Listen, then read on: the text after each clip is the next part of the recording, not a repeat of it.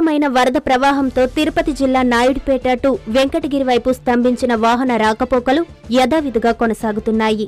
బంగాళాఖాతంలో ఏర్పడిన అల్పపీడనంతో స్వర్ణముఖి నది అర్ధరాత్రి నుంచి ఉధృతంగా ప్రవహిస్తుంది. నది ప్రవాహం తగ్గుముఖంతో వంతెనపై తీవ్రంగా చెత్త పేరుకుపోయింది. దీంతో అటువైపు వెళ్లే వాహనాల రాకపోకలకు తీవ్ర అంతరాయం ఏర్పడింది. ఈ విషయాన్ని కమిషనర్ ఫైజుల్లా దృష్టికి తీసుకెళ్లారు. ఆయన వెంటనే స్పందించి చెత్తను తొలగించాలని సిబ్బందిని ఆదేశించారు. జేసీబీ సాయంతో టన్నుల కొద్దీ చెత్తను మున్సిపల్ సిబ్బంది తొలగించారు.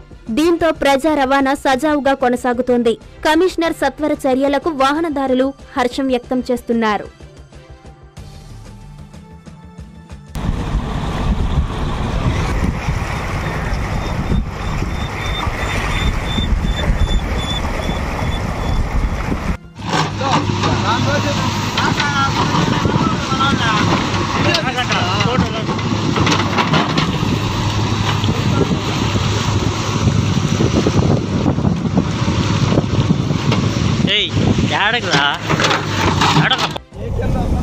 సపోర్ట్ చేస్తాం.